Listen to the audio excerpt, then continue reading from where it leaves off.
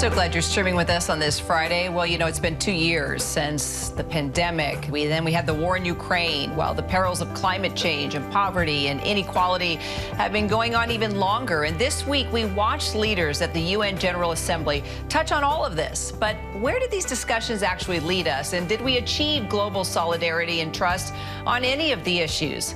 Joining me now, the outgoing president of the United Nations General Assembly, Csaba Kőrösi. Csaba, great to see you. Thank you much for having me, Kira. So let me ask you, first of all, you know, President Joe Biden was the only leader, Csaba, from the 5 powerful veto-wielding nations on the UN Security Council that attended in person.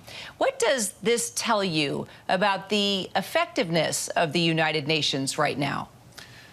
I wish all the 5 leaders could be there, but you should ask them, why haven't they attended? But nevertheless, whatever decisions are taken in the United Nations, it will be global decisions. And all we are responsible for that, as well as for the implementation.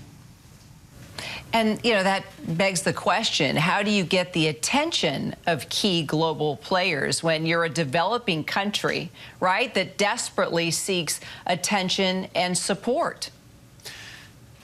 Kira, it's a very, very important issue, what you've touched upon. But let me also go a little bit deeper.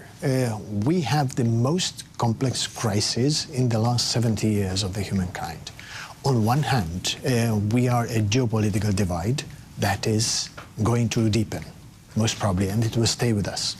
On the other hand, we have a tsunami of interlocking crises from climate, water, food security, biodiversity, and so on, while the geopolitical divide usually invokes a kind of zero-sum game mentality. The other types of crises are asking and begging for global cooperation. And these two are very difficult to match. If geopolitical divide is overwriting the whole of our agenda, it will not be a zero-sum game. It will be a negative-sum game. And that's a little bit I'm worried if a leader does not attend this important gathering when these issues are on the table. So what do you say to those leaders, right, with these issues on the table and looking at how detrimental so many of the crises can be for our world?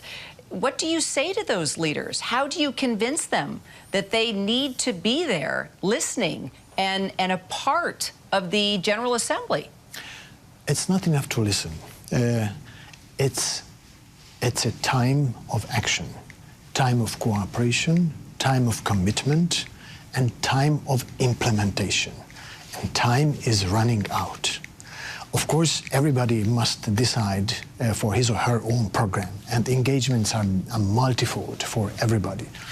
But this is the time when our decisions are going to determine our future, at least for 10 to 15 years.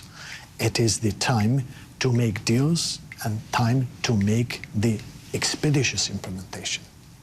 So let's talk about the implementation of very important issues. The UN has some pretty lofty climate goals to meet by 2030, and a lot of people think that it's just not on track to achieve them.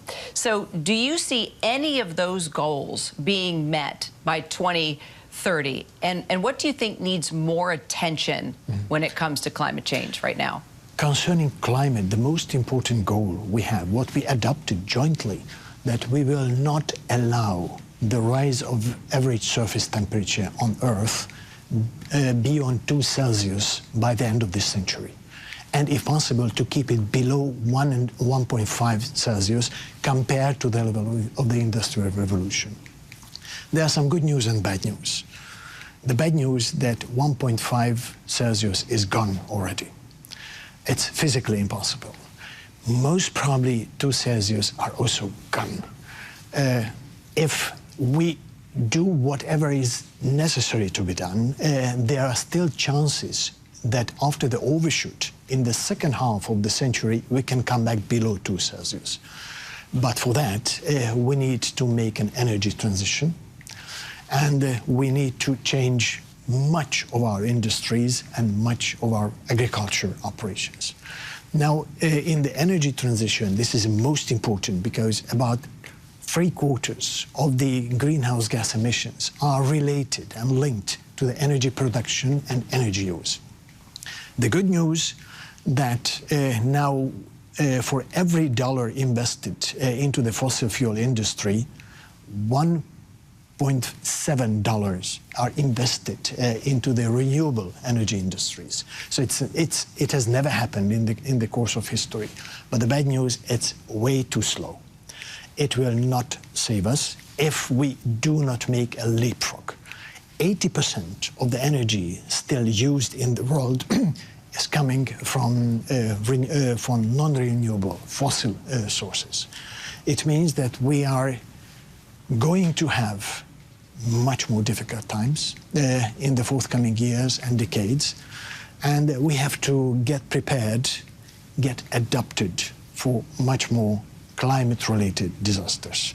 Well, as you know, Csaba, there's leaders that don't even believe in climate change. So what do you say to them as you are laying out the threat before all of us? It's not a question of belief anymore.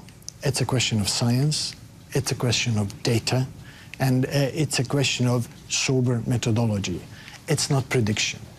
We can see it very, very clearly. And if you do not believe to data, if you do not believe to science, look at the skies of New York of the last month. It was yellow, it was dark because of hundreds of wildfires, bushfires in Canada. Look at what has happened in this summer in California. The flash floods, which were absolutely unexpected, are just washing away complete farms, complete parts of cities. It is happening as we speak. Csaba Kőrösi, I know that even though you have left the UN, you will continue on as an advocate for sure. Appreciate your time today. Thank you much for having me. Hi everyone, George Stephanopoulos here. Thanks for checking out the ABC News YouTube channel. If you'd like to get more videos, show highlights, and watch live event coverage, click on the right over here to subscribe to our channel, and don't forget to download the ABC News app for breaking news alerts. Thanks for watching.